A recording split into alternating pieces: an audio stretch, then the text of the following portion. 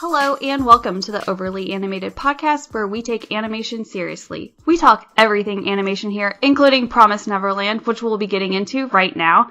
I'm April Collins, and today I'm joined by Michelle Anderer. Hello. Andy Potter. Hey. And John McKenna. Hi, everybody. Myself, Michelle, Andy, and John will be discussing episode 5, which is 301045, or October 30th, if you like to go by dates. So you can find out more about this podcast, of course, at overlyanimated.com. You can also subscribe to us on iTunes at overlyanimated.com/iTunes. We don't have a show-specific feed for this show, but you can find us on the main one, and then you can also find us on YouTube at youtube.com/overlyanimated. With that, because we are talking about episode 5, if you have not seen the show at all, please stop this right now, because there are so many spoilers, especially after the first episode, so get out of here, go away, come back later. We'll see you then. But anyway, so first things first, Michelle, what did you think of this episode? I liked it. There was a lot of talking in the same place for a while, but we did learn a lot, so that's okay. I was kind of expecting there might be a flashback or something to this is when Ray found out the secret and when he decided to work undercover with Mom, but we didn't get any of that, which was interesting. But I mean, I think it's still really good, and I'm very intrigued by, they keep leaving cliffhangers, and I think that's a really good idea because there's always going to be a question we're going to be wondering, no matter how much information we get from one of these episodes. They always leave enough room to get you to ask more questions. So it seems like every time they have like a piece of it confirmed, there's a bigger question out there that still needs to be solved, and I really like that structure. So I'm pretty happy with this episode. I liked maybe this last episode better than this one, just in terms of like entertainment, but we did learn a lot this episode, and that's worth something too. Yeah, no, I totally agree, and we'll get into a bunch of that stuff, especially like the Norman and Rhea conversation. Andy, what did you think of this episode? I really like this episode. I think it, like I talked about in the last podcast, I think it justified a lot of the things that I felt were a little off in earlier episodes. Like, Ray being a traitor explains a lot of the things that I had questions about, like, how does he know so much about the ear transmitter thing and things like that, and I really like that they paid this off in, I think, a great way. I do still question why Ray is so ominous. He's very, very... Good word. Yeah. And so I'm curious how we're still going to play this, because Ray is definitely friends with Emma and Norman. Like, that much is clear. I think that is still, that much was communicated well in this episode, but he's definitely not really, like, on their side completely. And so I'm interested to see how that relationship grows and progresses here as we move towards an escape, and also how that pays off with us saving all the kids or not. Like, because that's a big question mark here, whether Emma's going to actually save all the kids or Ray's and Norman are going to successfully stop that from happening. So yeah, I'm excited. I still have no idea what the timetable is here for when we're going to escape in terms of the show narratively, and that's kind of crazy to me because I still have no idea what's going to happen next week, and so I'm always excited going in, and that's still true this week. Yeah. Where do we go, especially with all of the Ray situation? Totally, yeah. Yeah. John, how are you feeling on this episode? We've got 2 positives so far. I sit down to watch a nice, calm, innocent anime about kids getting eaten by aliens, and all of a sudden a John le Carré novel breaks out with spy games and double crosses, triple crosses, quadruple crosses, and all that. I really dug this episode because I really do think that when you have such a slow, quiet build-up with a lot of the talking and the strategizing, it only adds to the tension. And the idea of Ray being a spy, I guess I have to admit I saw it coming because I always felt he was the more ominous one of the group. There was just a vibe about him that just gave me the willies, and And the fact that they confirmed it now means that there's another twist coming, because that's how anime rolls. They give you the easy stuff and then they throw the hard stuff in later. But this is great. I like how it all took place, I guess, within the course of it. Again, I like how they take place in the course of the day. The clocks and the strategy and the going forward and all that, and the secret room that Don and Gilda found, and they end on that cliffhanger. Every week they always find a way to keep you hooked and really get you going and wanting to see the next week's episode. It's still great, and I'm really getting interested into how this escape plan is going to work, because it's looking like it's getting a lot less realistic. They're going to pull it off every single week. And you brought up the whole, I guess, the cliffhanger of the end. I agree with all of you. Like, I was really into this episode. I felt I hate whenever shows sort of just sit in one place. And we had that, especially with the first half of the episode with, like, the confrontation with Ray and everything like that. But I also like gathering all of the information. And I think the show did a really good job at, like, throwing all this information at us in, like, a very, like, sort of still setting versus, like, a lot of action going on. I agree with John. Like, you got the spy games going on, and, like, we're talking about aces up sleeves and everything like that. Like, just, I always find it interesting how, like, I feel like I should expect cliffhangers at the end of every episode, and whenever they, like, come, they sort of hit me in the face still, despite, like, what is it? We had a cliffhanger at the end of the first episode, and, like, we just continue to sort of build this more and more and more, and I'm almost, like, starting to get to this point where I'm like, okay, like, at a certain point, like, we have to fall off the cliff, because, like... I think I get what you're meaning. Like, it's getting more and more crazy that something horrible hasn't happened yet. Like, we have to actually dive into something bad at some point. Yeah, like, and... Well, something more horrible. Yeah. Like, at this point, like, I think, like, at some point I speculated, or someone speculated, like, they're like, oh, like, there's no way, like, we'll kill another kid until the end of the episode. And I'm like, that's what we have to do now at this point, because, like, my God, it's horrible.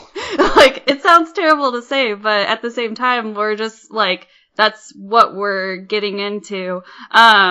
I like that I like that we got the tick-tock of the clock again, because that was something that was, like, missing from the last episode that we kind of missed. And we sort of got it, like, immediately, like, right back into it, because time is of the essence here. We went from, like, 2 months down to 10 days, and, like, I'm wondering, are we even still gonna stick with that? But who knows, so, but yeah, so I think the biggest thing is, like, the conversation between, Norman and Ray. We talked about a lot of things with that, like, how long have you been doing this? Like, he openly admits that he's the spy, first off. And then Norman goes into, like, how long have you been doing this? And Ray just says for a long time, and then Norman we sort of have, like, a negotiation going on. So, Andy, do we believe that Ray is, like, actually on our side, or is he still continuing to play us? I think that Ray is... I don't think Ray lied. I don't think Ray lied to Norman about caring about Norman and Emma. I think that much is true. I do think, though, that he still cares about his own safety before a lot of other things. So I think it's better to say that he's a little bit more self-centered rather than not on their side. And so that's going to be risky coming in the future. So I'm not sure how much we can trust Ray, if that's what you're asking. I'm not 100% trustworthy of him. Not sold. What about you, Michelle? You trust him or no? I think, when he was first kind of talking, I was wondering for a moment, because Ray's pretty smart. He's just as smart as Norman. And I was wondering if this is his way of trying to put Norman at ease. If he'd thought ahead, like, oh, well, if he does figure it out, I'll have this backstory to placate him so he doesn't turn me in. But then towards the end of their whole back and forth exchange, he kind of breaks down a little bit, and we just see him, like, his expression gets a lot more intense, and he's basically just being like, I did all of this to prepare for the day when I knew we had to leave, and specifically to help you and Emma out. And when it got to that point, I was like, oh, okay, no, he's not lying. Because, like, Ray's known for being pretty cool-headed and chill, so seeing him express big emotions, I always take that as pretty authentic, because that seems like a part of himself he tries to use on the down low a lot. So from that point on, I was like, oh, no, I think I trust him. I mean, it is interesting that he said, like, I'm not exactly on your side, but I'm not your enemy. Like, that's interesting. But I do think he wants the best for Emma and Norman. I don't know if that will extend to anyone else. Any of the other children. He did say, like, if we're gonna escape, at most we could take, like, Don and Gilda with us. So. They already know about it, too. Yeah. Like, I don't know the full story, but they know some of it. Yeah. He could just abandon them, leave them behind. I think, like, he wouldn't be totally sad about that. I think what's important here to say is that I don't think Ray hates the other kids at the orphanage. I don't think that's what we're saying. I think he just would He's rather thinking in realistic terms. Yeah. Which is reasonable, honestly. But still, it's kind of crazy that he's saying, let's just kill all these kids. Like, it's not sympathetic, but it's understandable, I think. Given, like, the situation that he's in. What about you, John? Are you, is it Team Ray or Team Ray's not on our team? I think it's Team Trust but Verify Ray is the best way to put it. I do think we need that Ray-demption? Hashtag Ray-demption. Yeah, sure. Yeah, I do think that his first goal is to save himself. I always sort of got that vibe anyway, that his instinct was self-preservation. I think that's why he volunteered to work for Mom in the first place, was to ensure his own safety. And I do think that I get the idea of having him in, like, having him be Mom's confidant and knowing that he's there to feed you information and to feed lies to her is valuable. But at the same time, he did reveal, like, where the rope theoretically was. So at the same time, it's like he is tipping Mom off to the fact that there is an escape plan going on. So it is a little bit dicey. And granted, like, I don't know, it's like you go back to, like, go into the real world history, and, sometimes you feed the spy is their spy. You feed them real information sometimes to keep things, on the up and up, and then, hit them with the surprise a little bit later. But at the same time, he is a realist. I can kind of see where he's coming from. Save Don, save Gilda, save Emma, save Norman, save myself first, because it's a lot easier to escape with 5 than it is to escape with the, like, 40 or 50 of them that are there, plus the infants, and one big escape plan all at once. So I think he is thinking about himself first and his friends second, because that's who he cares about the most. He is sort of like the realist counterbalance to Emma's optimism that she could save everybody. So I'm not quite on his team. I get where he's coming from, but at the same time, do I believe he's really fully on their side? I'm not entirely convinced, because these are smart kids. Like, he could be pulling, he could be playing both sides off each other pretty easily. I think something to also think about too with that is that because in the previous episode, Norman had asked Emma, would you be mad at them if they were doing that to save themselves, kind of thing, like to make their situation kind of better. But whenever we have this conversation with Ray, like, that never gets brought up. Like, Ray never says, like, oh, I was doing this to, like, keep myself alive, because the impression that I kind of got from it too was that he was never promised that he would get to live after he turned 12 or whatever. Like, yeah. You know what I mean? Like, and that's one of the things that I noticed specifically because Norman asked that of Emma, like, oh, would you understand that kind of situation? But then it only sounds like Ray's just been doing it to, like, get rewards and, you know, I don't know, not necessarily, like, treats, but you know what I mean? Like, he's just doing it for a better quality of life. I don't know, like... maybe his idea is that if he is good enough towards Mom and is loyal enough to her, that she'll keep him around even after he's 12 and not sell him, and it's just implied that he's too valuable to give up.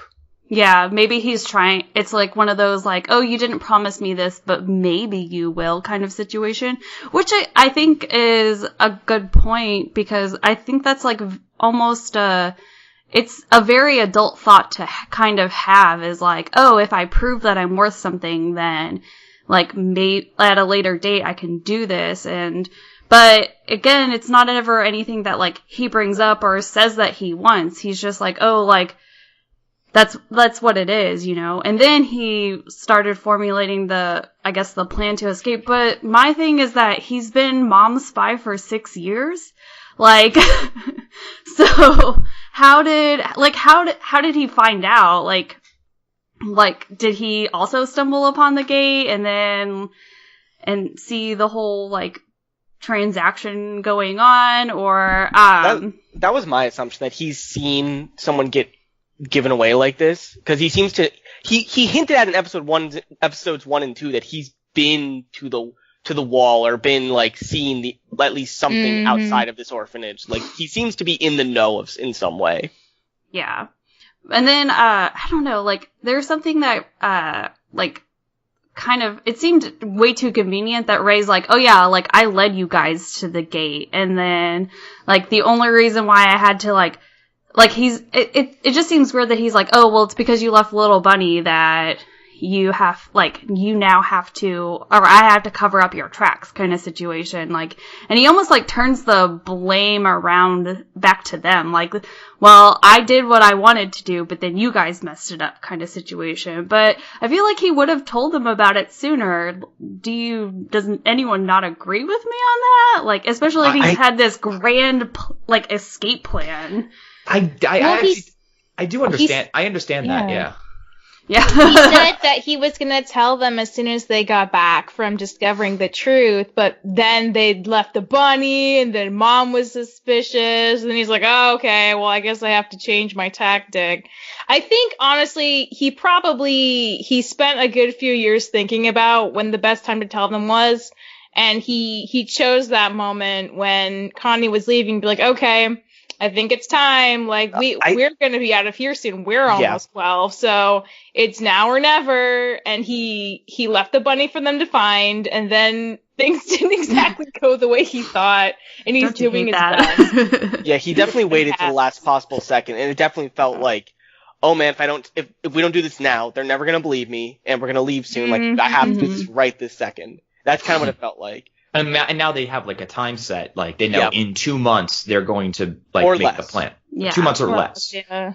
Well, they have a specific time thing, which makes me realize that these kids are ridiculously intelligent if they have the wherewithal to actually methodically plan the time of their escape. I don't think they know the exact day they're leaving. I think the only person that knows the exact day they're leaving is Mom. Like, they don't know they just know around the time that people leave the farm. Well, it's scheduled based around, the thing is, like, they've scheduled it based around when the next collection, and Gum's called a collection, is coming, and they know if they do it earlier, then Mom will be tipped off and they'll know and she'll stop it. But if they do it closer to the date, but they figure they have a buffer of safety, so the longer they plan, the easier it is to pull off later. And it actually is smart because, you know, if you do just a jailbreak blitz, you are going to screw up. So at least you're thinking about it, timing, strategizing, planning, and all that. I think the longer they sit here, the more chance it is that Mom changes the plan and says, hey, we're going to collect a little early or something. Yeah. Well, that's a chess game.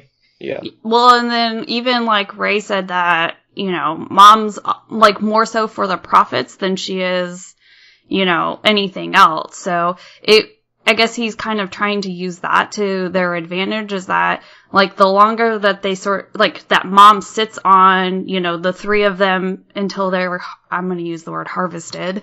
It's accurate. Yeah. Like, the longer that she sits on it, the more of a profit that she makes. But, and I think that's something else to take away from this, is because we've been speculating, like, what Mom's motivations have been. And, you know, if she's making a profit off of this, then like that kind of explains it, like why she would, just let Ray and Norman and Emma just sort of stew there until they're older. And of course then like they have the higher IQs so that they, she can sell them for more as well. So I think, yeah, there was a lot that sort of came into that. So how do we feel about the deal that Norman and Ray struck with each other? That Norman wanted for Ray to continue to spend time with them and to guarantee their safety, to release all information that he knows, and then to come with them whenever they try to escape. And then Ray said that he will continue to help, he will leak lies to Mom and help them escape, but Norman must trick Emma. Do you think that was, I guess, the only reason why that came about is because it seems interesting that Ray would not just, like, outright tell Emma, like, this is the deal, like, if we're gonna escape, it has to be this way, but it's the fact that he wants Norman to trick Emma. Do you think there's anything shady with that? Well, I mean, yes, but, but I think the bigger thing here is that I just don't think they can trick Emma. I think there's literally no way to trick Emma. Emma's not the smartest of the three, but she's still pretty smart. And she's as smart as them. It's just a different kind of smart. Yeah, that's what I'm trying to get at. She isn't good at like the chess game, but she's smart. She does as well on these tests as they do each morning. And I think the fact of the matter is, they're going to start escaping and she's going to realize, hey, there's only 5 of us here. Where's the rest of the family? It's not that hard to connect the dots. And the other aspect, too, is that when he's making this deal, like, it's one of those things where it's, what if Ray says no? Like, what's the... Yeah, what happens? It's like, if Ray says no, it's like, because it's like, you don't really have anything on him to threaten him with, though. It's not like you could say, like, he's helping us, because he could just deny, because technically it's true, he hasn't. Mm-hmm. It's a very weird sort of, it's weird to make demands when you don't really have, like, or if you don't do this, we will X. So it's like, and Ray is like holding all the cards, like, and it is a shady deal to say you have to trick Emma, because now it's like the team starts to get a little fragmented, they're keeping secrets from each other. And when you think about it, like, long term, it's like, you're trying to strategize this grand escape plan, and each of you is holding secrets from each other. That gets to be a little, it's like you just made your task twice as hard. Like you're already covering up for their mistake. Now you're like furthering that along. Well, and the other thing too is, I agree with that. Like, what do you have to hold over their heads? Like, oh, well, I guess I'm just not going to help you escape. Like, okay, well, I guess that's fine. And you're just going to continue to tell Mom, like, our secrets. Like, it's like a, I don't know, what do they call it whenever, like, it's like a standoff, but, like, no one's going to win no matter what happens. Isn't that a Dr. Seuss story? I don't know, maybe. I would be surprised. This is not a Dr. Seuss story, but... Put me towards the Dr. Seuss story where all the kids die, please. Yeah.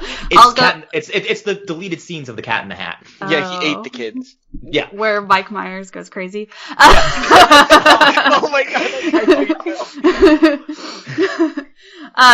But so I guess leading into that, we're gonna just kind of jump to the future of the episode, where they have again, it's another like sort of conversation where Ray tells Emma that like he's the informant. I like that Emma kind of asked, because it kind of gives me a better sense that she's I guess paying attention. I don't know, because I feel like there's been a lot of focus on like Norman and Ray lately, and we've kind of had Emma step aside, even though I feel like she's the main character. But then she sort of has that panicked reaction, and then Ray explains like, oh, well, you left a little bunny, I'm covering up your mistakes. And then he says, I'll help you escape with everyone. And even Emma says, that's not like you. Unlike him. Yeah. and then she goes on to say that she's happy and she's changed his mind.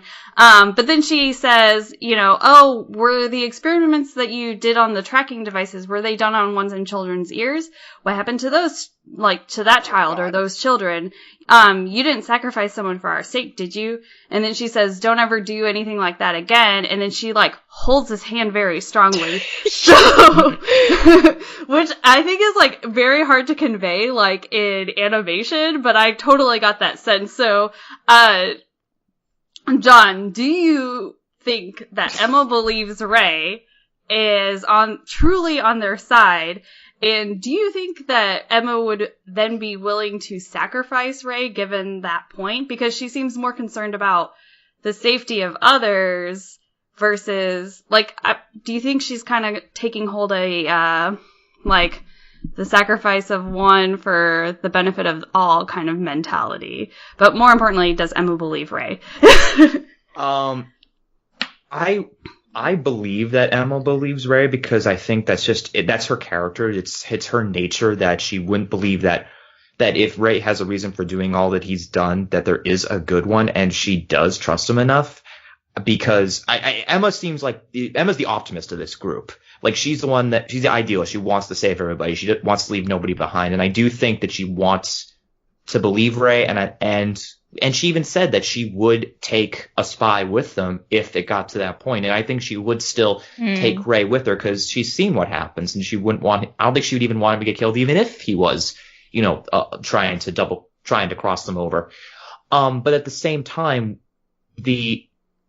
I don't know, it's like, I feel like the impression I'm gonna get, and this is like real long ball prediction stuff. It's like she'll try to save Ray if he is the spy. She'll like wait for him, like they're almost over, and like he's like the last one.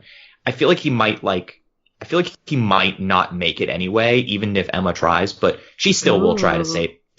It's a wild theory. We got months to figure this one out, but I do think that she believes him. I think she wants to believe him, and I think that she's going along with it because she wants to save everybody. And I know that, and the whole idea of Ray, like, seeing kids get sacrificed for that, it's grisly to think about that someone would allow that to happen. But at the same time, like, what theoretically could Ray have done about it? It's one of those, like, awful positions to be in where it's like, it's happening, but if you stop it, like, it could make things a lot worse for yourself. And it's like, it's one of those big, giant ugly moral dilemma thingies. Like, do you steal the bread to feed your starving family or something like that?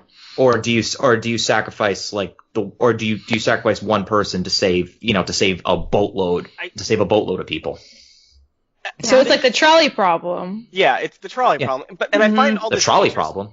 The trolley problem, where what is it? When you have two tracks where a train can go down, one track has like 5 people and the other has 1, and you have the ability to choose between saving 5 or 1 person.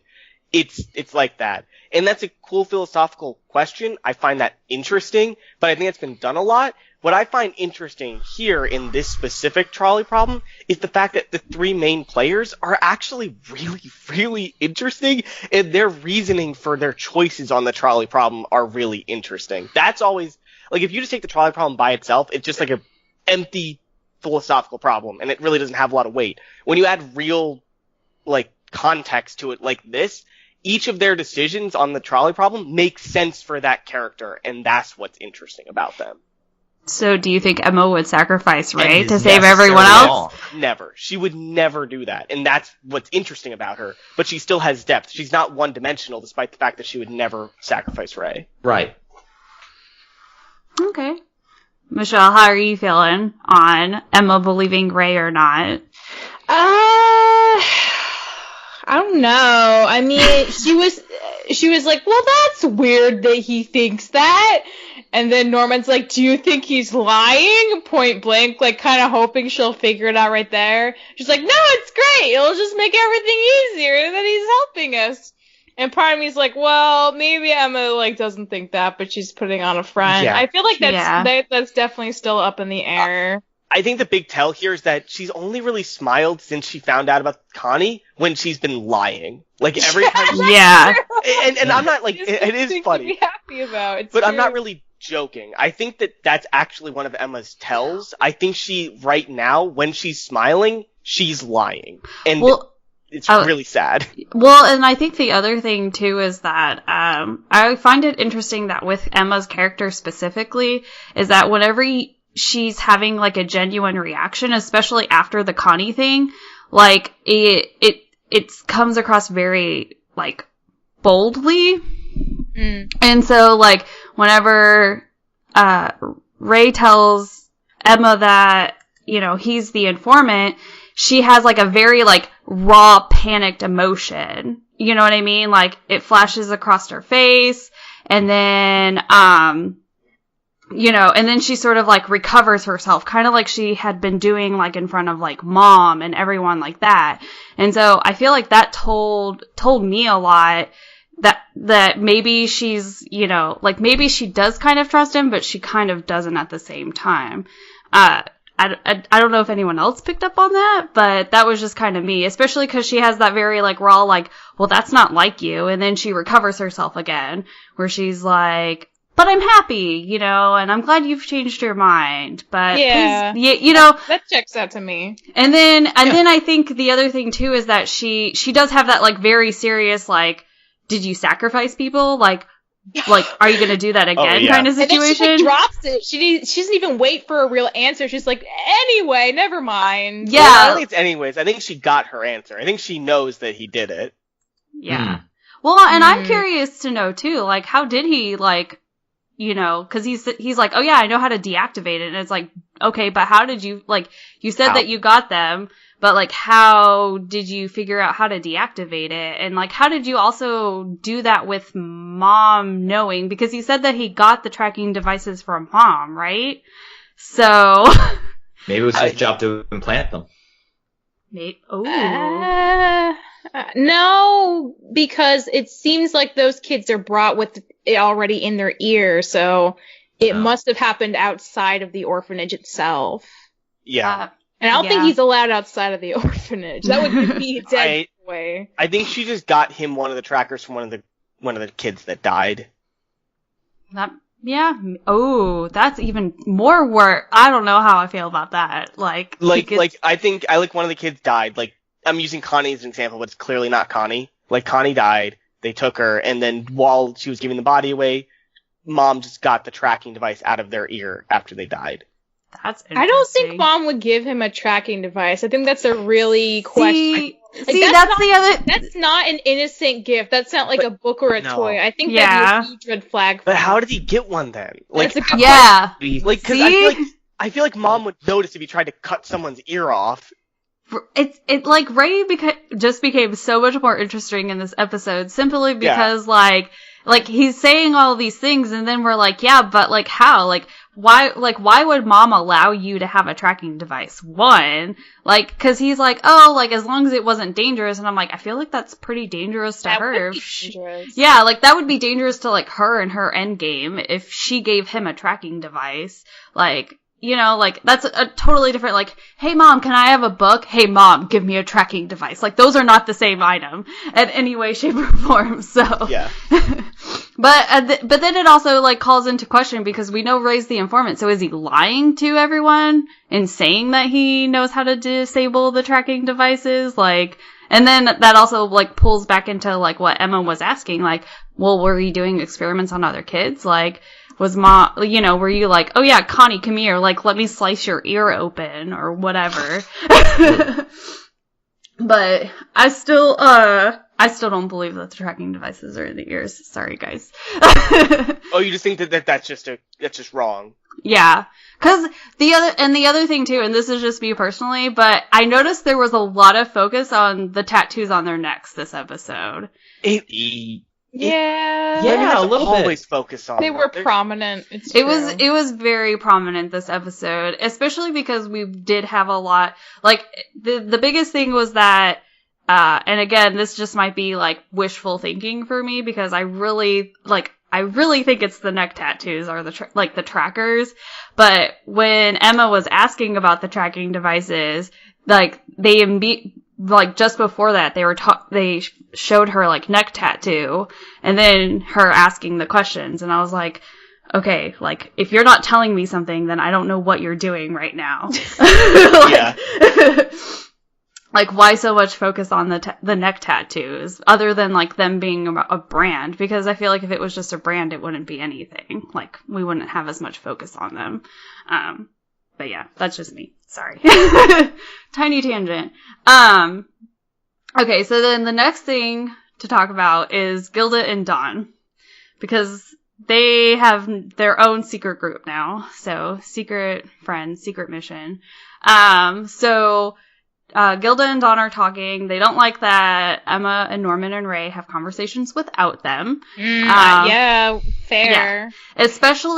Especially Don, because he's still, like, on this we're gonna save Connie mission. Yeah. Oh boy. Yeah, and then I feel like Gilda sort of was trying to talk him down, but does anyone else agree with me that Gilda might also suspect that that Emma and Norman and Rhea are keeping way more from them than what they're letting on? Michelle, how do you feel about the Gilda-Don situation? I mean, I feel like, didn't Gilda tell him on the grass and they were watching the other three talking that she feels like it's bigger than what they've been told, that there's more going on? I feel like Gilda definitely suspects they don't know the whole story. And she's just given how seriously and severely the other three are acting the whole time. I think that's tipping her off more than anything. So yeah, I'd say she's like moderately suspicious. Moderately suspicious. Yeah. John, how are you feeling about Gilda and Don after this episode? Or after that moment on the hill? I think Gilda knows that they're hiding stuff, and I think she is absolutely suspicious. I don't think Don is suspicious because I think he's been successfully convinced that Connie is still alive. If not, maybe convinced he wants that to be true. So, and at this point, there's probably no real reason to tell him the truth about that. And I get it. I mean, he cared about Connie. That was his favorite. Well, yeah, right. Ship. But anyway, No. Friendship. Okay. Friendship. But anyway, but yeah, I mean, don't tell him like she's dead, obviously, and he wants to believe she's alive, and if that helps, it helps. I don't think it does help. Yeah, I was like I think it makes Don. It adds a chaotic element to his actions because he thinks that they have to go quick to save Connie. But if they tell him she's dead, he thinks that he has to just save himself. Because right now he's acting this way because he thinks that Connie's still around. He's specifically doing these things that risk outing all of them for Connie. But the other element is tell him that Connie is dead, and because she's being harvested like everyone else, like wouldn't that give him more chaotic elements? Maybe he's just chaotic. But I maybe he'd slip into like a severe depression and just stop trying to help, which would then still be detrimental because Emma wants to save everyone. But I mean, then that's just more the trolley problem, isn't it? Then at least he's not hurting everyone else. You know what I mean? Then he just doesn't save himself instead of hurting the actual escape plan. And here we are, back on the trolley. We should start every podcast like that. Back on the trolley. Hello and welcome to the Promised Neverland Back on the Trolley podcast. So adding another layer on top of all of that. So Gilda and Emma figured out there's a secret room, and they realized that Mom disappears, I think it was around 8 into it. And then, which I think is nice because it was last episode where Emma was sort of like walking against the wall kind of situation. Yeah. And I liked that we sort of like circled back and explained that. So I really enjoyed that sort of element of it. And then there's a room on the other side of the bookshelf, according to Ray. Did anyone like initially believe Ray whenever he said that there was another room on the bookshelf? I mean, it's kind of obvious, but did anyone doubt Ray that he was just feeding us lies? I doubt them all the time because, like, again, every episode they come to conclusions so quickly. It takes them like 3 minutes to talk through something, and seemingly figure it out. So it's like, oh yeah, well maybe it's not a secret room. Maybe you're wrong this time. But then like this joke's on you. It's her private bathroom. So, yeah. This would actually have evidence, though. This would actually have evidence, Michelle. Right. Because they did bring up the secret room, I think, in the past, didn't they? Well, no, it's more that they actually measured things out and stuff. Yeah, because Emma was taking the steps against the wall. I also really, really liked that this was Emma figuring something out, and Norman seemed like, oh, Emma did something. Like, I like showing that Emma is smart too. Like they're really making sure the audience knows, like, Emma's not doing as much as Norman or Rhea, but she's smart in a different way. She's thinking about things in a different way from them. I liked that. Right. It's one of those things where it's like the way they just went through the lengths explaining all the logical process. I was just like, nope, you know what? They're absolutely right. I believe him.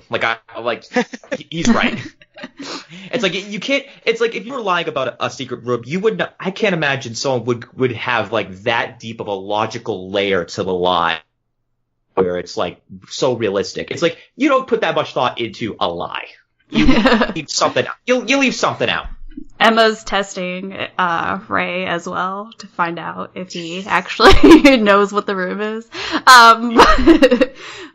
So anyway, so then I think it's interesting that like Ray sort of dismisses Don and he's like, yeah, why don't you go make dinner? But then Don wants to sneak into the room, and I think Gilda just decides to go along because he wants to gather clues as to where Connie might be. Ray sort of pushes that aside, which again is very within Ray's character and surprises no one. But then whenever they leave, they decide to go to Mom's room anyway, and then they're trying to find the secret room. I really liked that Gilda was the one who figured out the bookshelf. So I thought that was great. No one was surprised. The door was locked, and then someone comes into the room, and end of episode. So, dun dun dun. Dun dun dun. Andy, who do you think came into the room? I think it's one of the kids. I think the question is whether it's somebody from our secret group or it's one of the other kids. I think they're just looking for Mom, but I don't think it's Mom coming in. Okay. Michelle, who came into the room? I mean, it's Mom's room, so I feel like she could have come in, and in that case, they have to either be sneaky or get caught. But I don't see why anyone else. I don't know how you could be sneaky. Go to her room that wasn't her, unless it's like Sister Crown being sneaky. I don't. That's my bet. That's your bet. Maybe I need to explain what I mean. I think it's like a kid like coming in like looking for Mom for help. Something like, Mom, oh no, I fell down and bruised my leg or something. Like they need Mom's help. You know what I mean? Because there's still kids in this house that see Mom as a loving figure. That's what I was trying to get at. Suspect them yet? Because Ray hasn't told them anything about her. So that's a good point. They're standing in front of the secret door right now. They have to cover that. They have to cover that first. And John, you said you think it's Sister Crone come to sneak around. I think it is. Because they're starting to establish that she has her own ulterior motives too. So why wouldn't she sneak into Mom's room either? That's true. I think it's Ray. I think Ray's coming into the room, and then he's gonna be like, "Hey, didn't I tell you guys to not come in here? What's going on?" I feel for Don though, because I feel like they've both been told all this information, but it's not like they've been able to really do anything. They haven't really helped out at all. They're just sitting around twiddling their thumbs while the other three talk mysteriously without them. So like, I would feel super helpless and frustrated in that position, and I'd want to do something on my own too. So I can't, like, I know Don's being kind of like brash, but like, I don't blame him because he's just trying to like have energy to do something. Right. Well, yeah.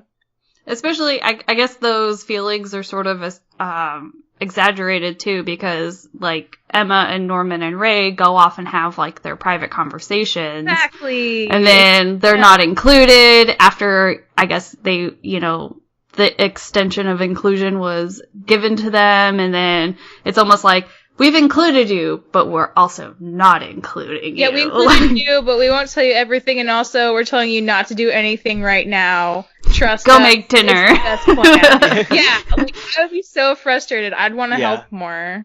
Right. Yeah. And also, we were talking sort of like about how he was acting very chaotically. You could see that actually in the scene where they're finding the secret door. He's like trying to rip every book out of the regular bookshelf. And he's like banging on the wall. Yeah, and Gilda's doing the more rational thing, looking at the two bookshelves, seeing the gap, and it's like, oh, it's this one right there. Just slide it over. Yeah. Yeah. I think this is definitely emphasizing the fact that Don is not as smart as the other people in this group, and it's interesting. He's definitely much more controlled by his emotions. He's the Leroy Jenkins of this party. He just goes, whenever he hears something, he has to act on it. He feels like he needs to act. Maybe that's a better way to put it. Not that he's dumb, it's just that he feels like he needs to be moving forward. He's very impulsive. Yeah. Like, he impulsively reacts and, like, moves forward in that way. I will say, though, like, Gilda went in the room with him, so it's not like she's like, oh, no, we'll get in trouble if they find it. She's like, no, yeah, she never protested that. She's with him, which I think also says something. I think that's because Gilda is smart in a way that the other people in the group aren't. I think Gilda understands people a lot better than perceptive. Yeah. And she realizes that she could not have convinced Don not to do it. So instead she tried to make it better by going with him. And I think that's what Gilda's role will be in this group. Because even though Emma loves everybody, I think she's actually pretty bad at reading people in general. But Gilda, on the other hand, has been very good at understanding situations, social situations very quickly. It's like with Crone last episode. Yes, like she immediately understood what she needed to say or do to get out of that situation based off Crone's reactions to what she was then doing. No, I definitely agree with that I guess she got a better read on people versus, especially like Don, who's very impulsively and chaotic, and then Norman and Rhea are very like silently like calculating the situation. So there's a lot of different like smarts that sort of go into what's taking place here. And it may just be that, like, especially, like, displaying, like, Gilda's ability to sort of read, like, what's going on and, like, how to solve the problem, that it may be something that we use later in our escape plan, that we haven't yet realized, like, oh, we have this extra resource versus just Norman and Rhea and Emma's abilities. Yeah, that's a good point. Mm-hmm. But yeah, so the only things, what is it? We didn't really talk about Ray's conversation with Mom. Yeah, so the only thing that I guess I really want to bring up with that is that, we found out that Ray's been doing it for 6 years. And then he kind of has that, like, conversation where he's like, yeah, but he's like, the sister's a problem, and I know you only brought her in to keep me in control versus, like, dealing with the rest of the problem. And then he almost has, like, I can't believe you don't trust me, like, after all that we've been through. The only other thing that I really wanted to make note is that he doesn't tell her that, like, Norman's planning on escaping in 10 days. And I feel like that was if he had, like, true intentions of stabbing them in the back, he would have told her that. Yeah. Because all of this sort of takes place in the same day. Is there anything else that you guys kind of wanted to touch on with that conversation that I may have missed? Just that it's that this implies that Ray saw something when he was 6. Like, he saw whatever happened, like, to Connie at 6 years old, and then went to Mom and said, hey, I will make a deal with you. And I think this also implies Ray knew what was going on when we had that cold open in episode 1 when we saw them. Oh, totally. If you go back and watch the way he reacts to it, he knows already. Because he says, like, there's nothing good out there. Yeah. He knows. He's known for as long as we've seen him on screen. Yeah. And it's like, I forgot about that. And you see it originally, and you think he's just being, like, melodramatic or nihilist. Nope, he knows what's going on. Mm-hmm. Yep. Oh, that's a really good point. Oh.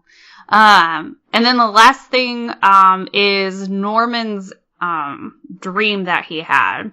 So he's running down the hall of the gate, and then he says aloud, like, we're going to escape with everyone, and then everyone dies with the flowers in them.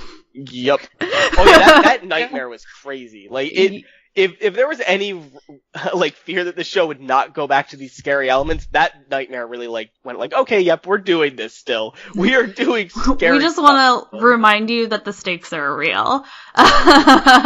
Just remember, dead kids. Yeah. Dead kids, yeah, right? Like, that's what the show boils down to. I personally, and it's one of those things where I didn't take too much out of that scene at this moment, other than I feel like they were trying to reintroduce the horror factor of the show. Did anyone else take anything away from that I obviously didn't? And I'm wondering if it's something that, like, we kind of come to later, but did anyone else have any other crazy reactions to dead kids again? Not crazy. Sorry, go ahead. Oh, okay. Not great. Yeah, just what Andy said. Like, not totally crazy, because I feel like, although I will say, I am actually kind of, I have to give the show props for at least waiting 4 episodes to bring it back up again. And yeah, I mean, it's definitely lost a lot of, it loses a lot of its shock value second time around, but I feel like it still works. Like, the specter of fear that the opening still carries is still there. It's not like this took anything away from it, but it is a good, at least, reminder of, you know, what is the stakes if you fail, and the failure is everybody dies. So everyone dies. That's Yeah. how this ends. And Go ahead. I think the question from this nightmare is whether we're actually going to kill more characters. Because, like, I am kind of worried that we're not going to kill more characters and they're going to get out scot-free. But this nightmare. What makes you think that?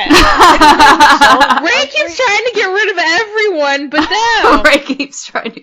it's like, well, then in which case, who's on death watch? Well, Don. that's what I mean. I'm not sure who's on death watch right now. Thank you, John. That's what I'm getting at. Who's I'm on not sure who's death on death watch from what we've seen here.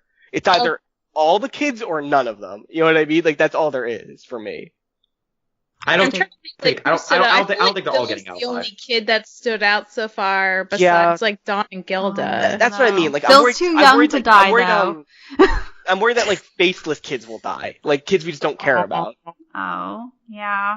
But I feel like the show also won't kill off anyone that we don't care about. I would hope so.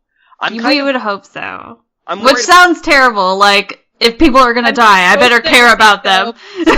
No, most of them. I'm worried about Norman. I'm worried about Norman and Rhea. Because Norman had a lot of death flags in episode 2 when he said he would sacrifice himself for Emma. And Rhea is like a double agent, and I'm worried that's just going to go really bad for him. I think Don's gonna die. He's gonna be the one to go. One thing, I'll just say this about Don, because when I was first reading this, I was like, oh no, is Don gonna turn to, like, the wild card? But he's, like, very sweet. He's just kind of impulsive, and, like we were saying, like, his emotions really rise to the surface a lot quicker than a lot of the other kids, but he's, like, a very good-hearted, kind person, and I'm glad he's not an asshole. So that's a relief to me. That's true. It's good to know that he's not, you know, he's better than that. But yeah, so that's everything that I have. Is there anything else that you guys wanted to talk about that I may have missed? Andy, Michelle, or John? I want more I'm good. Sister Crone. Oh, yeah. There was no Sister Crone. Lack of Crone this episode, and it was very noticeable. Was she just in the background of one shot, really? No, I don't think we've seen her at all. Yeah, just the illusion of her, maybe. Yeah, it's crazy how well people, like, characters, like, pieces will just disappear off the board for an episode, even though we're in such a small location. It's kind of crazy. Well, there's, like, how many kids that we don't even know the names of? Like, it's been days since they made that 10-day plan, but it feels like weeks have passed. And maybe that's literally because we get an episode a week, but it feels like so much time has passed. I think it's only been, like, one day. I think it's also very important. I think it's also, I just realized this right now while we were talking, but the next day chronologically is October 31st. Which is Halloween, Dun, dun. which in my brain feels like a day that the author might like a lot to be really horror. You know what I mean? Ooh. You know, he strikes me more of a St. Patrick's Day author, to be perfectly honest. So all the kids survive until St. Patrick's Day. Stuff, but we'll see. All right. Well, that's all that we have. So you can, of course, find out all the info on this podcast at overlyanimated.com. We're on Death Watch, so give us your Death Watch predictions.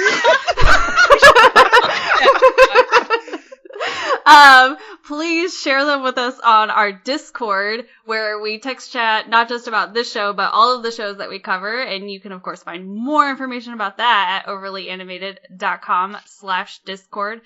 Before I end this, any final thoughts, or any Death Watch predictions that you want to throw out there? I think I covered what I wanted to talk about.